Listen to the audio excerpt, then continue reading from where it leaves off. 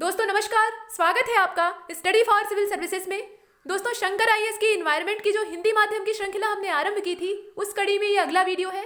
इस वीडियो में हम जलीय पारितंत्र का अध्ययन करने जा रहे हैं और जलीय पारितंत्र कैसा होता है यह देखेंगे हम यहाँ पर। इससे पहले हमने पारिस्थितिकी तंत्र के यानी पारितंत्र के अलग अलग प्रकारों को देखना शुरू किया था। स्थल खंड के बारे में हम पूरा देख चुके हैं और हमारा जो पिछला वीडियो लेक्चर था वह यहीं पर समाप्त हुआ था। मतलब स्थल खंड के सबसे अंतिम भाग में जाकर खत्म हुआ था, जिसका नाम था मरुस्थल। मरुस्थल कहाँ उत्पन्न होते हैं, वर्षा की कितनी कमी इन्हें निमंत्रण देती है या बुलावा देती है, और मरुस्थलीकरण की जो क्रिया है वो क्या है, मरुस्थलीकरण को रोकने का हम क्या प्रयास कर सकते हैं, यह सब कुछ हम वहाँ देख रहे थे। हमारे जो प्रयास थे उसको भी हमने देखा और जो सरकारें प्रयास करती हैं उसको भी हमने देखा। फिर वनों को उपजाने से मरुस्थल समाप्त हो जाएंगे, ये बात हमने सीखी, और वनों को वहां पर उगा पाना कितना कठिन काम है यह भी हमने देख लिया। यह सब कुछ देखने के बाद अब हम जलीय पारितंत्र की ओर बढ़ चले हैं। पानी का पारितंत्र अपने अपने ढंग का होता है, अपने प्रकार का होता है, और हम जानते हैं कि हमारी पृथ्वी पर बहुतायत मात्रा में जल ही पाया जाता है। स्थल खंड की तुलना में जल की मात्रा ज़्यादा है, इसीलिए हमारी पृथ्वी को नीला ग्रह भी कहा जाता है, ब्लू प्लैनेट भी कहा जाता है। अंतरिक्ष से देखने पर यह नीले रंग की क्यों दिखाई देती है, क्योंकि यहाँ जल की मात्रा ज़्यादा मात्रा में है, मतलब ज़्यादा बहुतायत है जल की, इस वजह से। तो इसके बारे में हम देखने जा रहे हैं। आगे बढ़े इससे पहले कुछ आवश्यक जानकारी हमारे कोर्सेज के बारे में, आइए पहले उसे देख लेते हैं। दोस्तों हमारे पेड कोर्सेज अलग अलग सिविल सेवा परीक्षाओं के लिए संचालित हो रहे हैं, जिसमें यूपीपीएससी, एमपीपीएससी और बीपीएससी द्वारा कंडक्ट होने वाले एग्जाम्स हैं। इसके अलावा संघ लोक सेवा आयोग की सिविल सेवा प्रारंभिक परीक्षा के लिए भी इसे लॉन्च किया गया है, और ये सारे कोर्सेज टेलीग्राम के माध्यम से चलते हैं। अगर आप इनसे जुड़ना चाहते हैं और घर बैठे अपनी तैयारी को एक नया आयाम देना चाहते हैं तो नीचे दिए गए जो मोबाइल नंबर हैं उन पर संपर्क कर सकते हैं, फ़ोन या व्हाट्सएप के जरिए। वहाँ पर आपकी जितनी भी जिज्ञासाएं होंगी, जितनी भी शंकाएं होंगी, उनका समाधान कर दिया जाएगा और आपको जुड़ने की प्रक्रिया समझा दी जाएगी। इसके बाद फ्री स्टडी मटेरियल और वीडियो के नोटिफिकेशन को पाने के लिए आपके पास दो रास्ते हैं, दो विकल्प हैं।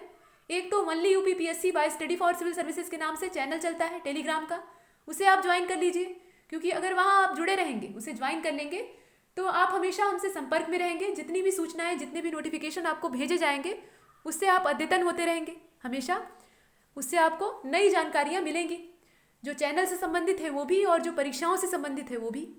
इसके अतिरिक्त यूट्यूब पर जितने भी वीडियोज़ हैं वो हमेशा फ्री थे, हैं और रहेंगे, ऐसी हमारी प्रतिबद्धता है। तो उसका आप पूरा लाभ उठाइए, उसे देखिए, सुनिए और नोट्स बनाइए। उसे अच्छा लगे तो लाइक करिए और शेयर करिए, शेयर करने से वो दूसरों के लिए भी लाभकारी होंगे। लाइक तभी करिए जब पसंद आए, नहीं पसंद आता है तो आप कमेंट सेक्शन में बताइए कि उसके अंदर कमियां आपको क्या महसूस हुई, उसे अगर सुधारने योग्य होगा तो हम सुधारने का प्रयास करेंगे। ये कुछ बातें थी, अब चलते हैं आगे। दोस्तों जल का जो पारितंत्र है, यहाँ आप स्क्रीन पर एक जीव और पानी को आसपास देख रहे हैं। तो जल का जो भी पारितंत्र होता है वह काफ़ी विस्तृत होता है, काफ़ी व्यापक होता है, क्योंकि हम जानते हैं कि पानी का जो फैलाव है हमारी पृथ्वी पर वो सबसे ज़्यादा मात्रा में है। तो इतने विस्तृत चीज़ को, इतनी बड़ी चीज़ को अगर हम कुछ हिस्सों में बांट कर पढ़ें, कुछ भागों में तोड़ दें, तो इसे समझना मतलब यहाँ पर आसान हो जाएगा, समझने में आसानी होगी।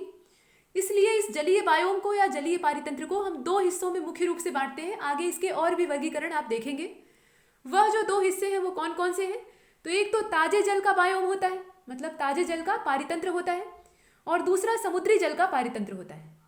जो ताजे जल वाला बायोम होता है या ताजे जल का पारितंत्र होता है उसमें झीलें, नदियाँ या जो आर्द्र भूमियाँ हैं वो सब आती हैं।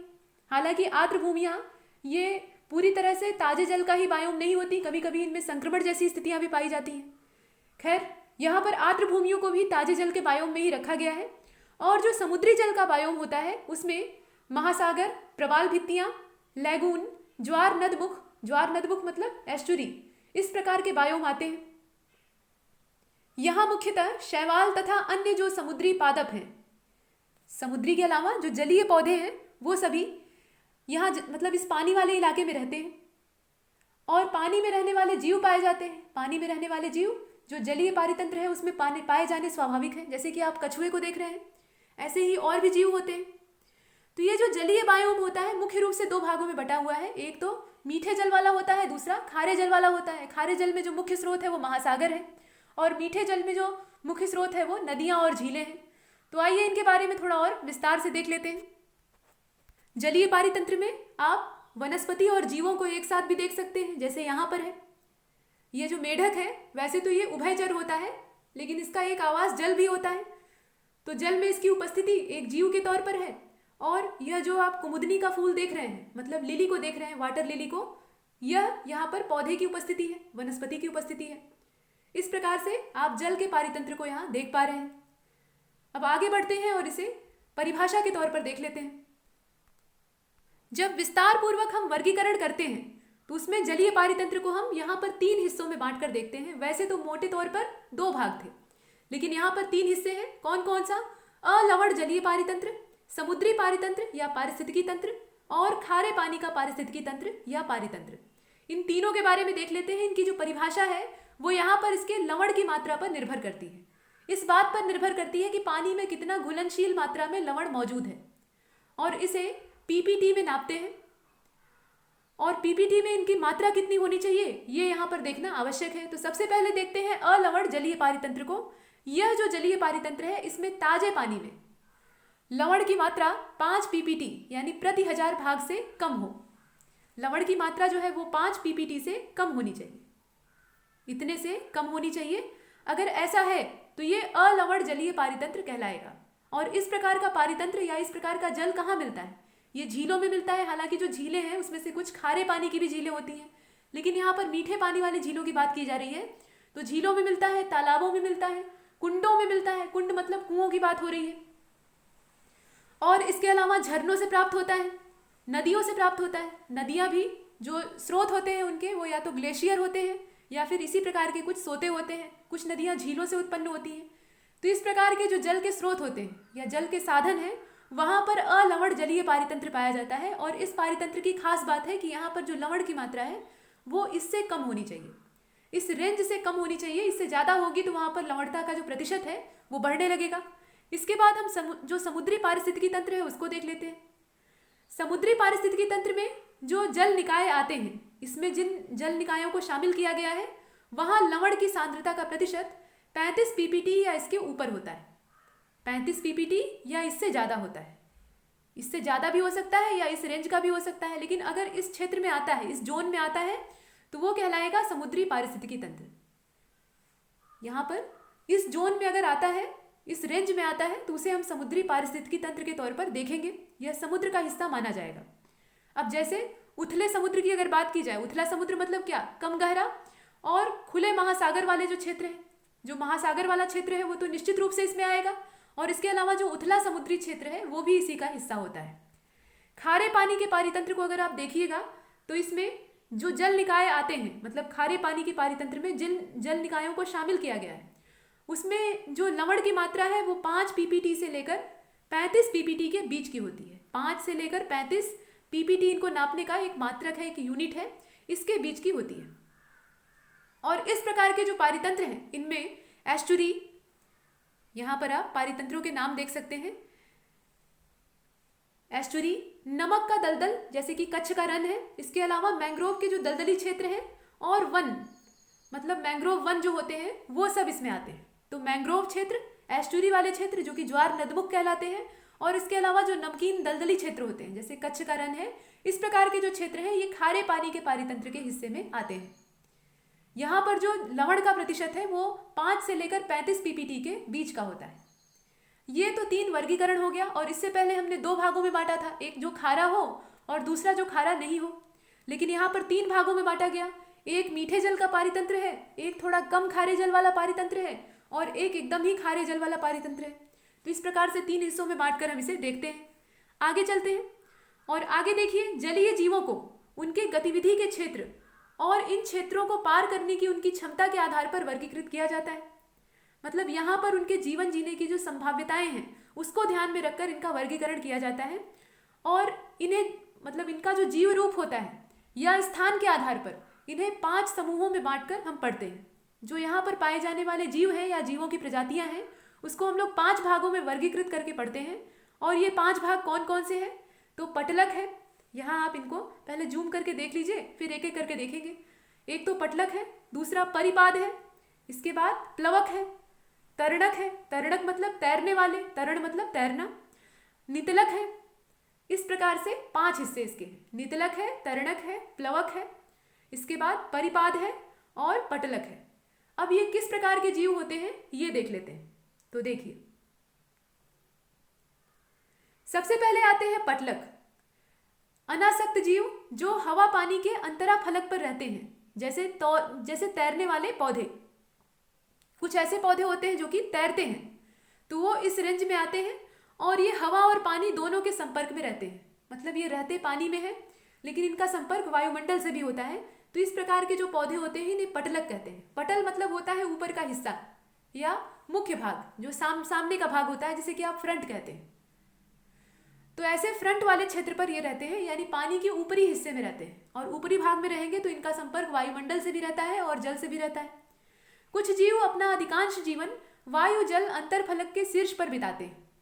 मतलब ये पानी और वायुमंडल दोनों के संपर्क क्षेत्र में, जहाँ दोनों का संक्रमण क्षेत्र होता है, वहाँ अपने जीवन को बिताते हैं। कुछ जीव तो ऐसे भी होते हैं जैसे कि लंबे पैर वाले जल कीट। इन जल कीटों के पैर लंबे लंबे होते हैं। ये पानी के अंदर और पानी के बाहर दोनों तरह के जो पारितंत्र हैं उनका आनंद लेते हैं। जबकि अन्य जो है वो अधिकांश अपना समय हवा पानी के अंतरफलक के नीचे बिताते हैं और जो अपना अधिकांश भोजन है वह पानी के भीतर से प्राप्त करते हैं। जैसे कि बीटल, इनका जो भोजन का स्रोत है वो जल ही होता है। ऐसा नहीं कि ये वायुमंडल के संपर्क में रहते हैं या बाहरी हवा और पानी के संपर्क में रहते हैं तो इसका मतलब ये पानी से भोजन नहीं लेंगे। इनका जो भोजन है वो जल के माध्यम से ही पूर्ण होता है। लेकिन इनकी जो अवस्थिति होती है या इनकी जो जीवन शैली होती है वो अंतरा फलक होती है। मतलब ये अंतरा फलक और फलक के ऊपर भी होती है। कहने का मतलब समझ रहे हैं, यहाँ पर इस प्रकार की स्थितियाँ पाई जाती हैं। मतलब ये पानी के कुछ अंदर तक भी रहते हैं और पानी के बाहर वाली जो जलवायु होती है उसका भी आनंद लेते हैं। अभी आपने मेढक जैसे जीवों को भी देखा होगा। तो मेढक जैसे जीव हालांकि पूरी तरह से पटलक तो नहीं कहे जा सकते, लेकिन उनकी भी प्रकृति कुछ ऐसी ही होती है। जैसे आप देख लीजिए, यह मेढक जो है यह जल के अंदर से अपना भोजन प्राप्त कर सकता है। जो कीड़े मकोड़े या छोटे जीव हैं उन्हें खाकर ये अपना पेट भरता है। और आप ये भी जानते हैं कि ये उभयचर होता है। उभयचर होने का मतलब यही है कि ये स्थल और जल दोनों पर रह लेता है। तो यहाँ इसकी जो अवस्थिति है वो पटलक की कही जा सकती है। हालांकि ये पूर्ण रूप से पटलक नहीं होता। मतलब पटलक वाली जो अवस्था है वह पूर्ण रूप से इस पर लागू नहीं होती, लेकिन फिर भी एक बतौर उदाहरण इसे देख सकते हैं। आगे चलते हैं। दूसरे नंबर पर आते हैं परिपाद। परिपाद में वे जीव आते हैं जो नीचे कीचड़ के ऊपर, मतलब नीचे से कीचड़ के ऊपर उभरे हुए जड़ वाले पौधों या पदार्थों के तने और पत्तियों से जुड़े रहते हैं। इनका जो जुड़ाव है वो जड़ वाले पौधों और जो तने वाली पत्तियों वाला क्षेत्र होता है उससे इनका जुड़ाव होता है। मतलब ये ऐसे पौधों से कनेक्ट रहते हैं या जुड़े हुए रहते हैं जो कि कीचड़ में अपनी जड़ को जमाए रहते हैं। वनस्पतियों की जो जड़ें हैं वो कीचड़ में फैली रहती हैं और उसी से ये चिपके रहते हैं। जैसे कि स्थावर शैवाल और उनसे संबंधित जो जीवों का समूह है वो इस दायरे में आता है। ये जो शैवाल होते हैं ये कीचड़ में उभरे हुए पौधों की जड़ों से या तनों से चिपके हुए रहते हैं। इनका वहीं पर जमाव होता है। इस प्रकार के जो जीव हैं वो कहलाते हैं परिपाद। इसके बाद आते हैं प्लवक। प्लवक का मतलब क्या? तैरने वाले। तो इसमें शैवाल आते हैं। प्लवक की श्रेणी में शैवाल आते हैं और शैवाल में भी कौन? जो फाइटोप्लैंक्टन्स होते हैं वो, और क्रस्टेशियन और प्रोटोजोआन्स आते हैं। जू प्लैंक्टन्स और प्राणी प्लवक की संज्ञा दी जा सकती है। इस प्रकार के जीव आते हैं। इसके अलावा सूक्ष्म पौधे, यह दोनों ही शामिल होते हैं। और कुछ तेज बहाव वाले पानी को छोड़कर ये जो प्रजातियां हैं, मतलब प्लवकों की प्रजातियां हैं, यह सभी जलीय पारितंत्रों में पाई जाती हैं। मतलब बहुत ज़्यादा तेज बहाव वाला अगर पानी होगा तो ये जीव जो है ये बह जाएंगे। मतलब इनका जो स्थायित्व है वो खत्म हो जाएगा। ये एक स्थान से बहकर दूसरे स्थान पर चले जाएंगे और नष्ट भी हो सकते हैं। तो ऐसे तेज बहाव वाले पानी में नहीं मिलते हैं, लेकिन अगर जरा सा जल में स्थिरता है तो ये पाए जाते हैं। इनकी जो प्राप्यता है वो हर जगह होती है। और प्लवक की जो स्वचालन शक्ति होती है वो सीमित होती है। मतलब ये अपने आप से चलने में लगभग असमर्थ होते हैं, बहुत ही सीमित होते हैं। और इनका, ताकि इनके वितरण को समुद्री प्रवाह द्वारा नियंत्रित किया जा सके। मतलब ये समुद्र की जल धाराओं के साथ चलते हैं। समुद्र की जल धाराएं जिस ओर जाती हैं प्लवकों का संचलन उसी ओर होता है। आपने देखा है कि जहाँ पर समुद्र में गर्म जल धाराएं और ठंडी जल धाराएं मिलती हैं, गल्फ स्ट्रीम और लेब्राडोर की जलधारा का आपस में मिलन हुआ। लेब्राडोर की जलधारा ठंडी जलधारा थी और जो गल्फ स्ट्रीम थी वो गर्म जलधारा थी। तो ये जब न्यू फाउंडलैंड के तट पर मिलती हैं तो वहाँ पर प्लवकों का आगमन होता है। प्लवकों को अपने साथ ये बहा कर ले आती हैं और मछलियों के लिए अनुकूल परिस्थितियाँ वहाँ पाई जाती हैं। इसीलिए वहाँ पर मत्स्य उद्योग काफ़ी प्रचलित है और काफ़ी फला फूला है। तो ये जो प्लवक हैं ये समुद्री जल धाराओं के साथ बह कर आते हैं और इस वजह से इनका जो संचलन है उसके पीछे जो मुख्य उत्तरदायित्व है वो समुद्री जल धाराओं का ही होता है। इनकी स्वचालन शक्ति सीमित होती है, अपने से ये चल नहीं पाते और इसी वजह से जल धाराएं इन्हें अपने साथ लेकर चलती हैं। ये बात हुई प्लवकों की। इसमें जंतु प्लवक और वनस्पतियों वाले जो प्लवक है वो दोनों ही शामिल हैं। प्लवकों को देखने के बाद जो अगली प्रजातियां हैं उनको हम देखेंगे, जो कि है तरणक। तरण का मतलब होता है तैरना, तो ये तैरने वाले जीव हैं, यह तैराक होते हैं। अभी हमने देखा प्लवकों के बारे में, वो तैराक नहीं थे, वो जिधर ले चला गया उधर बह गए, समुद्री जल धाराओं ने जिधर चाहा उधर उन्हें ले गई। लेकिन यहाँ पर जो तरणक होते हैं ये खुद ही तैरने में सक्षम होते हैं। इनमें ऐसे जीव शामिल हैं जो तैराक होते हैं। यह अपेक्षाकृत बड़े होते हैं और शक्तिशाली होते हैं, क्योंकि इन्हें पानी की धाराओं को पार करना होता है, मतलब पानी की लहरों को काट कर ये तैरने में सक्षम होते हैं। जल को हटाना पड़ता है तब आप किसी भी जगह पर, मतलब किसी भी पानी वाले क्षेत्र में तैर पाते हैं। अपने भार के बराबर या अपने वजन के बराबर आपको जल हटाना पड़ता है, इसीलिए तो आप अपने हाथ पैर चलाते हैं तैरते समय। तो जल को जब आप काटते हैं यानी वहां से हटाते हैं, तभी आपके तैरने के लिए वहां पर उपयुक्त परिस्थिति बनती है। अगर आप हाथ पैर चलाना बंद कर दीजिए तो आप डूब जाएंगे।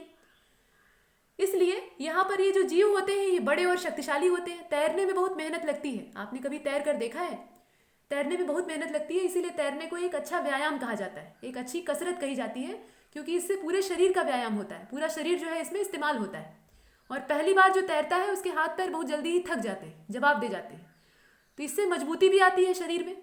तो ये जो जीव होते हैं ये इसीलिए शक्तिशाली होते हैं और इनका आकार थोड़ा बड़ा होता है। बड़े आकार के होंगे तो इनको बहा ले जाना आसान नहीं होगा समुद्री लहरों के लिए। छोटे आकार के हैं तो वो तैरना जानते भी हैं तो भी बह जाएंगे, क्योंकि उनका वजन कम है। तो ये बड़े आकार के होते हैं और इनकी ताकत ज़्यादा होती है, और ये जल धाराओं को पार करने में और अपनी मर्जी के हिसाब से एक स्थान से दूसरे स्थान पर जाने में सक्षम होते हैं। इसके बाद जो 5वां नंबर आता है वो होता है नितलक का। ये जल द्रव्यमान के तल में पाए जाते हैं, जो जल का क्षेत्र है उसकी तलहटी में पाए जाते हैं। इस प्रकार के जो जीव हैं इन्हें नितलक कहा जाता है। ये नितल में पाए जाते हैं, सागर का नितल या किसी भी जलीय पारितंत्र का जो नितल क्षेत्र होता है, नीचे का तल होता है नितल का मतलब, उसमें पाए जाते हैं। ये तो बात हुई जीवों की। इसे आप देख सकते हैं, ये जो बात है ये जीवों की हो रही थी। 5 प्रकार के जीवों को हमने देखा, और 5 प्रकार के जीव कौन कौन से? एक तो पटलक है, दूसरा परिपाद है, इसके बाद प्लवक है, प्लवक के बाद तरणक है, और तरणक के बाद नितलक है। इसमें से जो पहला वाला था यानी पटलक था, वो बाहरी वायुमंडल के भी संपर्क में रहते थे, और जो नीचे का जलीय पारितंत्र था उससे भी संपर्क में रहते थे। ऐसे कुछ उदाहरण भी हमने देखे। इसके बाद परिपाद को हमने देखा, यह कीचड़ में उभरे हुए जो पौधे होते हैं या वनस्पतियां होती हैं उनके ऊपर अपना निवास बना के रहते थे, जैसे शैवालों की कुछ प्रजातियां ऐसा करती हैं। परिपाद के बाद जो दूसरा नंबर था वो प्लवकों का था। ये जंतु प्लवक भी हो सकते थे और वनस्पतियों के भी प्लवक हो सकते थे। इनका प्रवाह जल धाराओं पर निर्भर होता था, जल धाराएं इन्हें जिधर बहा कर ले जाएं उधर ये पहुंच जाते थे। इसके बाद तरणक जैसे जीवों को देखा हमने, जो कि खुद तैरने में सक्षम थे। उनकी शरीर की जो कद काठी थी वो बड़ी और मजबूत थी, जिसके कारण वो जल धाराओं का सामना कर सकते थे।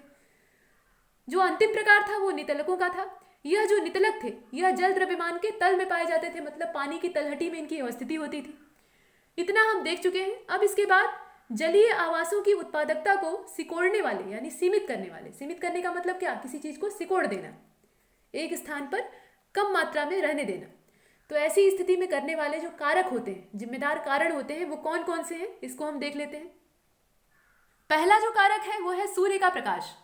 सूर्य का प्रकाश जीवन देने के लिए अनिवार्य माना जाता है। विशेष रूप से जो वनस्पतियां हैं वो प्रकाश संश्लेषण की क्रिया करती हैं, और प्रकाश संश्लेषण की क्रिया के लिए सूर्य का प्रकाश सबसे महत्वपूर्ण होता है। उसके बिना ये संभव नहीं है, या कम मात्रा में होगा। कृत्रिम प्रकाश में भी प्रकाश संश्लेषण होता है, लेकिन सूर्य की रोशनी जितना नहीं हो पाता। तो पौधों को जीवित रहने के लिए या किसी भी वनस्पति को जो कि प्रकाश संश्लेषण करती है, उसको जीवित रहने के लिए सूर्य के प्रकाश की आवश्यकता अनिवार्य होती है। सूर्य का जो प्रकाश होता है वो जितनी गहराई तक प्रवेश करता है पानी में, ऐसा नहीं है कि पानी के एकदम तल तक सूर्य का प्रकाश सीधे सीधे चला जाता है, वह कुछ ही दूरी तक पहुंच पाता है। पानी की कई परतें होती हैं। अगर कोई गहरे जल का स्रोत है, मान लीजिए झील है, और ऊपर से सूर्य का प्रकाश उस पर पड़ रहा है, तो जो ऊपरी सतह है उसको ज़्यादा मिलेगा, और अंदर वाली जो सतह है उसमें इसकी मात्रा क्रमशः कम होती जाएगी। जैसे जैसे ये अंदर प्रवेश करेगा इसकी जो तीव्रता है और इसकी जो मात्रा है वो धीरे धीरे सीमित होती जाएगी यानी कम होती जाएगी। इसी प्रकार से पौधों का भी वितरण होता है। जो ऊपरी परत है उसमें हरे पौधे पाए जाते हैं, ज़्यादा मात्रा में मिलते हैं। जैसे जैसे हम अंदर बढ़ते हैं वैसे वैसे इनकी मात्रा तेजी से कम होने लगती है। प्रकाश का जहाँ तक प्रवेश होता है वहाँ तक जो पौधे पाए जाते हैं वो, और जो अंदर वाले पौधे होते हैं, अंदर वाली वनस्पतियाँ या जो भी जीव अंदर प्रकाश संश्लेषण की क्रिया करता है, उसमें दोनों में अंतर पाया जाता है।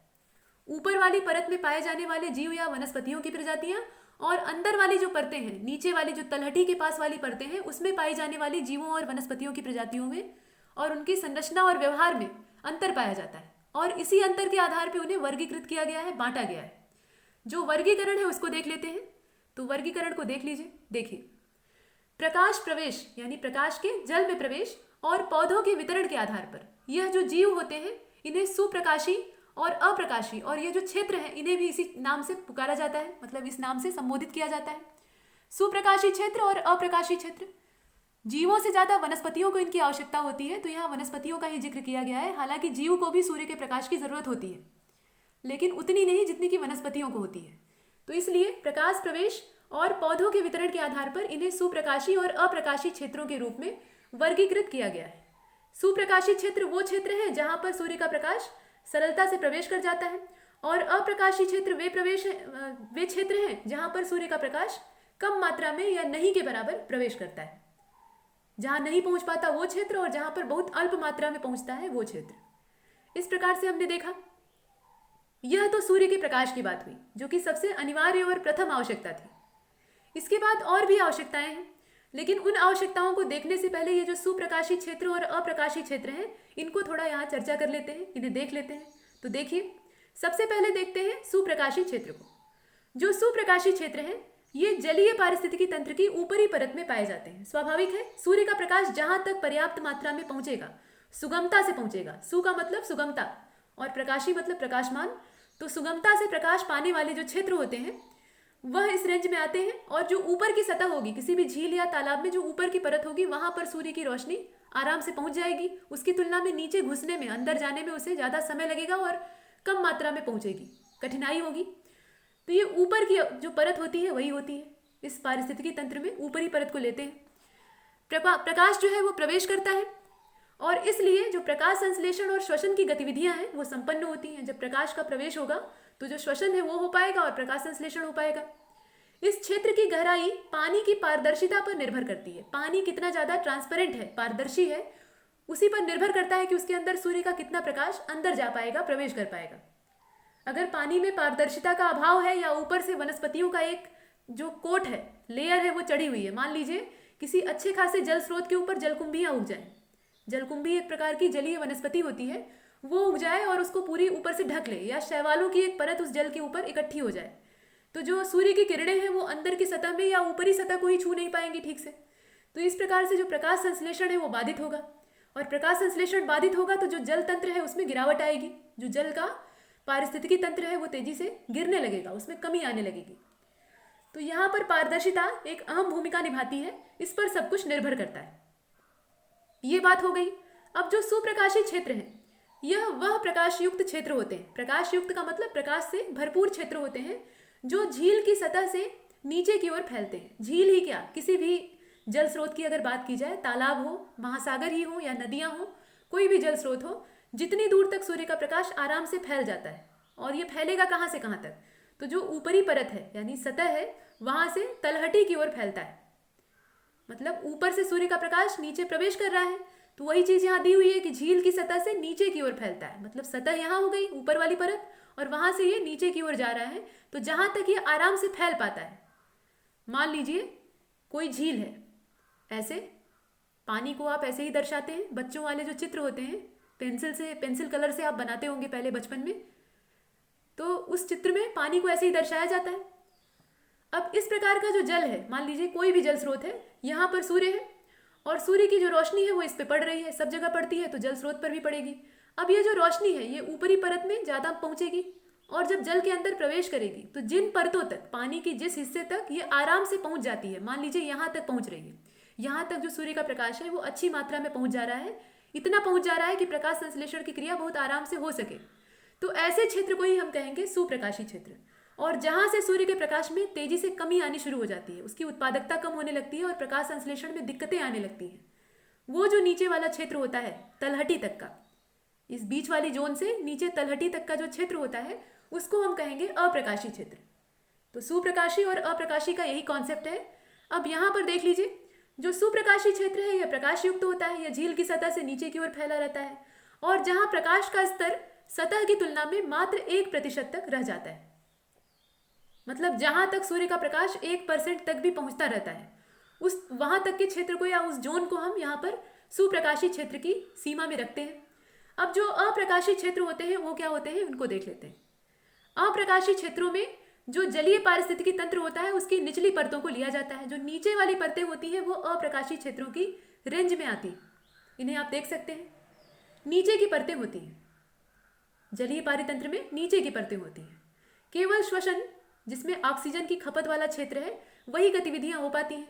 श्वसन की गतिविधियां होती है, प्रकाश संश्लेषण यहाँ नहीं के बराबर होता है। हालांकि कुछ वनस्पतियां और कुछ जो शैवाल हैं वो अभी भी प्रकाश संश्लेषण कर लेते हैं, लेकिन उसमें वो जिन तरंगों को इस्तेमाल करते हैं वो बड़ी बड़ी ही दुर्लभ होती हैं और सीमित मात्रा में होता है। या ऐसे ही कहना सही रहेगा कि नगण्य होता है, उसे गिना नहीं जा सकता। प्रकाश संश्लेषण की बहुत सूक्ष्म क्रिया यहाँ भी होती है, क्योंकि सूर्य का प्रकाश ऐसा नहीं है कि एकदम नहीं पहुंच पाता। जब एकदम अंधेरे क्षेत्र में पहुंच जाएंगे जहां बहुत ज़्यादा गहराई होती है तो वहां ये स्थिति हो सकती है, लेकिन जो ऊपरी परत होती है अप्रकाशीय क्षेत्र की, वहां धुंधला प्रकाश मौजूद होता है। मतलब 1% से जब कम प्रकाश की मात्रा अंदर पहुंचने लगेगी तो उस क्षेत्र को हम कहेंगे अप्रकाशीय क्षेत्र। जब तक 1% तक भी प्रकाश यहाँ पहुंचता रहेगा तब तक वो प्रकाशीय क्षेत्र में गिना जाता रहेगा। लेकिन 1% से भी कम मात्रा में प्रकाश पहुंच रहा है तो पहुंच तो रहा ही है ना, ऐसा तो है नहीं कि एकदम से नहीं पहुंच रहा है। 0 वाली रेंज में चला गया है, 0.99 या इसके बाद 0.8 इस प्रकार से पहुंच रहा है। तो ऐसी वाली जो रेंज होती है इसमें भी प्रकाश संश्लेषण होता है, लेकिन बहुत सीमित मात्रा में होता है, उसे देखा या महसूस नहीं किया जा सकता। और ऑक्सीजन की जो खपत है वो यहाँ भी होती है, यानी श्वसन की क्रिया होती है। श्वसन यहाँ पर रुक नहीं जाता। अब झील के निचले भाग में, जो झील का निचला क्षेत्र होता है, उसमें वेलांचली मंडप, जिसे कि लिटोरल जोन कहा जाता है, और सुप्रकाशी क्षेत्र के नीचे, इसे थोड़ा जूम आउट कर लीजिए। अब देखिए, वेलांचली मंडल और सुप्रकाशी क्षेत्र के नीचे स्थित होता है। मतलब ये जो अप्रकाशी क्षेत्र है इसकी अवस्थिति कहाँ होती है इसको बताने का प्रयास किया गया है। तो झील के निचले भाग में ये पाया जाता है।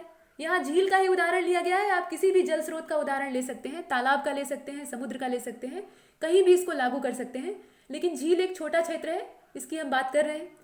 समुद्र बहुत बड़ी बात हो जाएगी, महासागरों की भी हम चर्चा करेंगे, उनको भी देखेंगे, लेकिन वो काफ़ी विस्तृत होते हैं। वहाँ कितनी गहराई अंदर तक है इसका सही पता कोई नहीं लगा पाता। जो गर्त होते हैं वहाँ गहराई ज़्यादा होती है, जो सामान्य क्षेत्र होता है वहाँ गहराई कम होती है।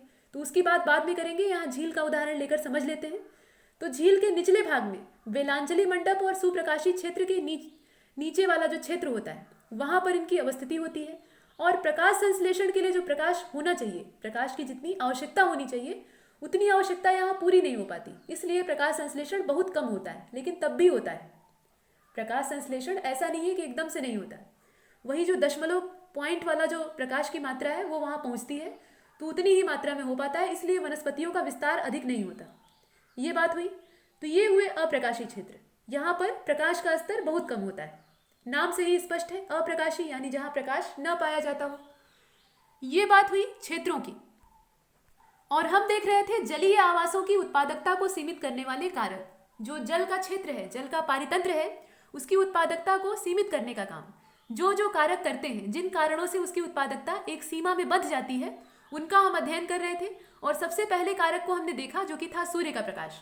और सूर्य के प्रकाश के आधार पर जो जल का पारितंत्र है उसे 2 जोन में या 2 क्षेत्रों में बांट दिया गया है। आजकल जोन शब्द का नाम लेते ही आंखों के सामने 3 जोन घूमने लगते हैं, ग्रीन जोन, रेड जोन और ऑरेंज जोन, और लोग पूछने लगते हैं कि आप किस जोन में हैं। तो वो वाली बात नहीं है, ये सामयिक बात हो गई। लेकिन यहाँ पर जो जोन है ये सागर के सतह में है, मतलब सागर की परतों में है, या किसी भी जलीय पारितंत्र की परतों में पाई जाती है। एक क्षेत्र वह क्षेत्र होता है, मतलब यहाँ पर 2 जोन कौन कौन से हैं, एक तो आपने देखा सुप्रकाशी है और दूसरा अप्रकाशी है। तो एक क्षेत्र ऐसा है जहाँ पर सूर्य का प्रकाश सुगमता से पहुँच पाता है, और दूसरा ऐसा क्षेत्र है जहाँ पर सूर्य का प्रकाश आसानी से पहुँच नहीं पाता। इनके बारे में हम देख चुके हैं। अब ये जो चर्चा है इसे आगे बढ़ाते हैं और आगे जब हम बढ़ाते हैं तो अगला जो कारक है इस पारितंत्र को सिकोड़ने या सीमित करने वाला या इसकी मात्रा को निर्धारित करने वाला, वो है जल में घुली हुई ऑक्सीजन। हमने देखा है कि जल में ऑक्सीजन घुली हुई मात्रा में मौजूद होती है। वैसे तो पानी की जो संरचना होती है उसमें भी ऑक्सीजन की उपस्थिति होती है, आपने देखा है। जल एक यौगिक है, इसका जो सूत्र होता है वो H2O होता है। यहाँ पर हाइड्रोजन भी होती है और ऑक्सीजन भी होती है, दोनों गैसें हैं।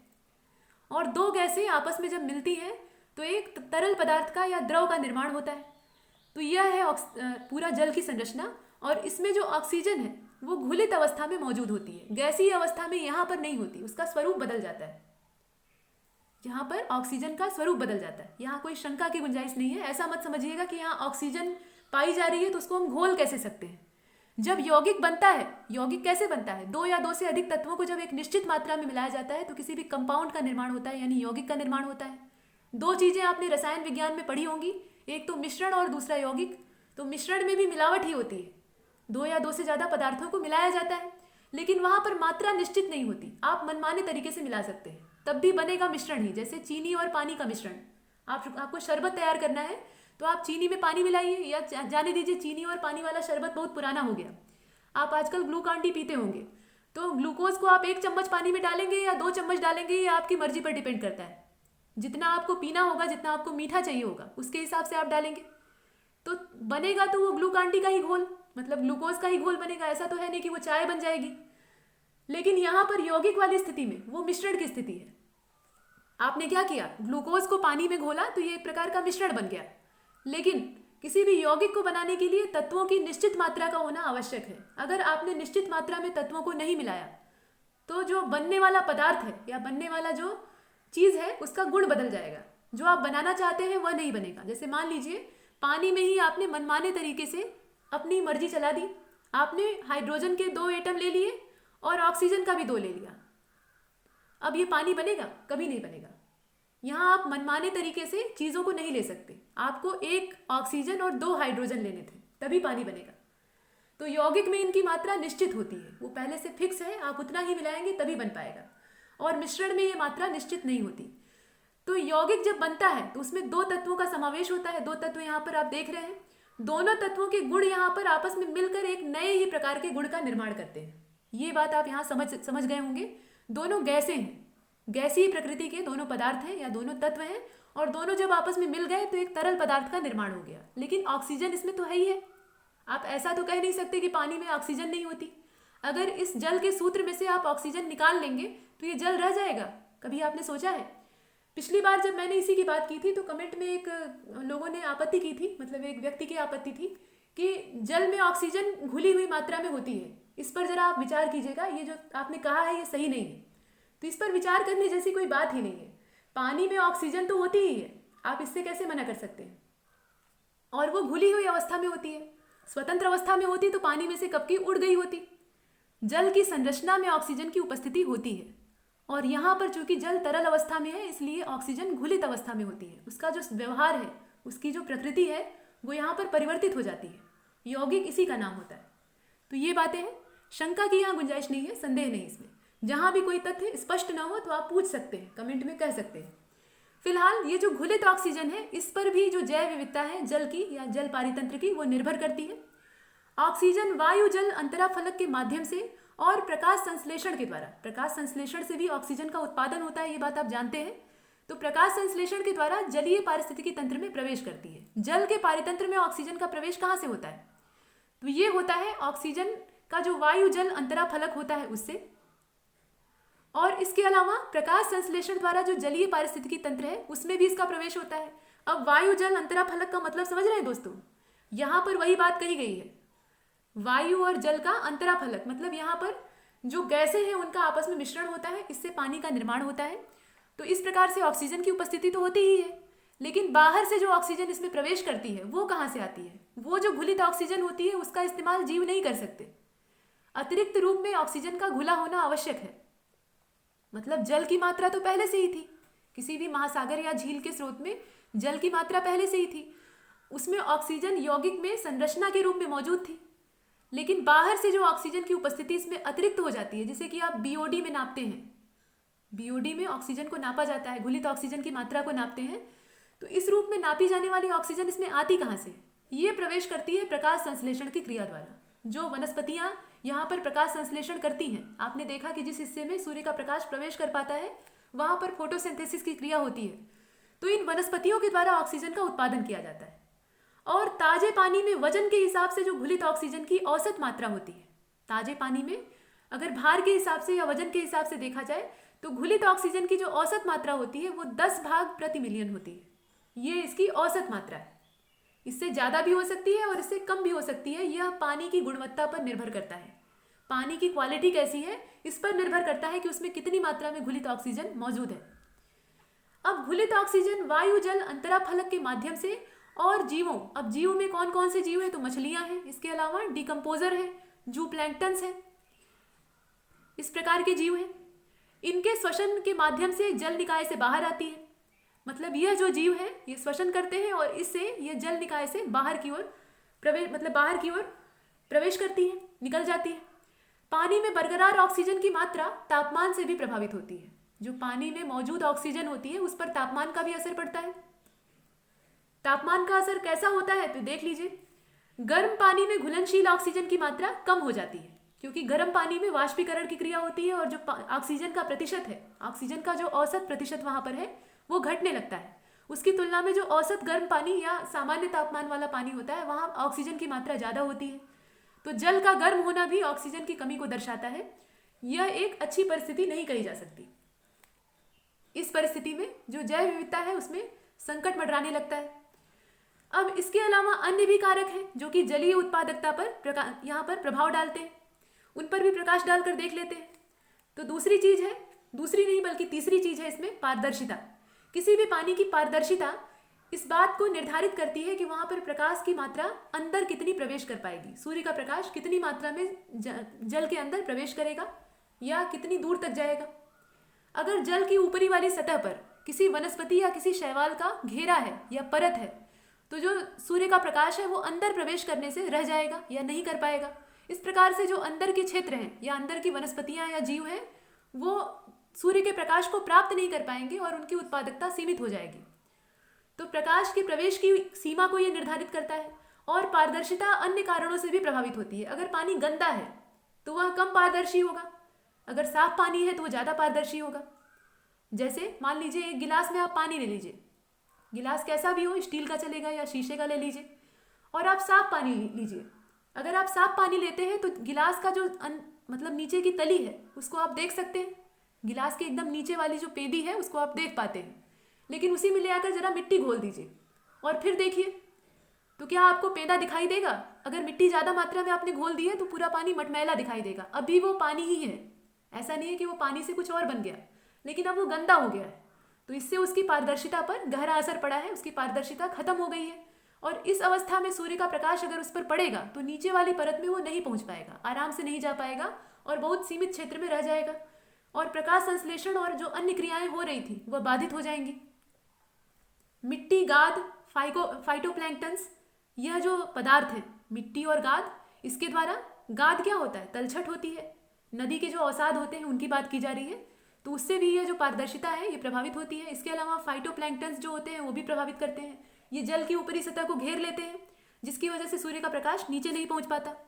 अब यह प्रकाश के प्रवेश और प्रकाश संश्लेषण की जो गतिविधियां हैं उसको सीमित कर देते हैं। और प्रकाश संश्लेषण जब सीमित हो जाएगा तो जो जीवन की गतिविधियां हैं, जो जीवों की उपस्थिति है, उसकी मात्रा पर भी असर पड़ेगा। यह एक कारक हो गया। और एक कारक है तापमान। तापमान किस प्रकार से इसमें भूमिका निभाता है?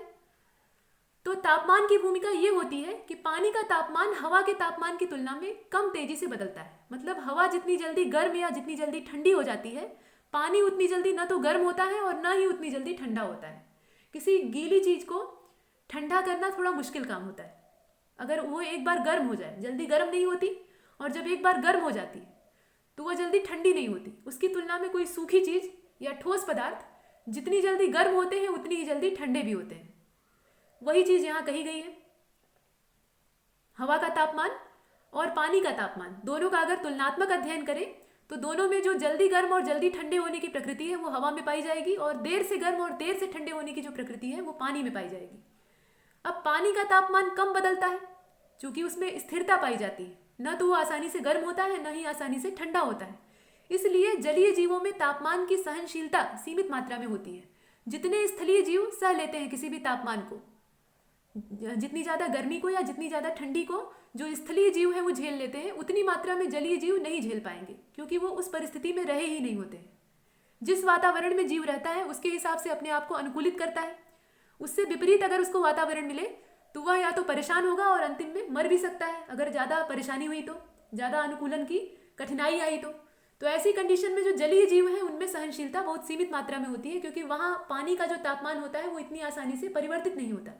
और स्थल खंड पर जीवधारी अलग अलग तरह के तापमानों को झेलते हैं, इसलिए उनकी जो सहन शक्ति है वो ज़्यादा होती है। ये जो तापमान है ये यहाँ पर जल की उत्पादकता और जो जल का पारितंत्र है उसको सीमित करने का काम करता है। ये बात तो कुछ कारकों को हमने देखा, इसमें तापमान था, इसके अलावा पारदर्शिता थी, पानी कितना पारदर्शी है इस पर प्रकाश संश्लेषण की क्रिया निर्भर करेगी और प्रकाश संश्लेषण की क्रिया पर ही जल का जो जीवन है वो निर्भर करेगा। इसके अतिरिक्त हमने घुलित ऑक्सीजन की मात्रा को देखा, पानी में जो ऊपरी घुली हुई ऑक्सीजन होती है और उसकी संरचना में जो ऑक्सीजन मौजूद होती है उसकी मात्रा को देखा। इसके बाद अप्रकाशी क्षेत्र और प्रकाशी क्षेत्र के रूप में, प्रकाशी क्षेत्र का मतलब जो सुप्रकाशी क्षेत्र थे, उस रूप में हमने सूर्य के प्रकाश की जो महत्ता थी उसका जो महत्व था उसको देखा। और इन सब बातों पर, यह जितने भी कारण हमने देख लिए हैं, इसी पर किसी जलीय पारितंत्र की उत्पादकता या उसकी जो मात्रा है वो निर्भर करती है। वो कितना ज़्यादा विस्तृत होगा, कितनी ज़्यादा उसमें विविधता पाई जाएगी, कितनी ज़्यादा मात्रा में उसमें जैव मात्रा उपस्थित होगी यानी बायोमास होगा, यह सब कुछ हम देख रहे हैं। अब इसके बाद यह जो पारितंत्रों की हम बात कर रहे थे, जलीय पारितंत्र पर हम आ गए थे। कारकों को देखते देखते हम चलेंगे जो झील की पारिस्थितिकी है उसकी ओर। झील की पारिस्थितिकी अपने ही ढंग की होती है, उसका अपना एक तंत्र होता है। तो वह पारितंत्र किस प्रकार का होता है, वहाँ किस प्रकार के जीव पाए जाते हैं और उसमें सुपोषण की जो घटना होती है, सुपोषण का नाम आपने परीक्षाओं में प्रश्नों में बहुत देखा होगा। तो यह सुपोषण की घटना असल में क्या होती है इस पर चर्चा होगी, जो कि अगले वीडियो लेक्चर में होगी। इसमें इतना ही और तब तक के लिए नमस्कार।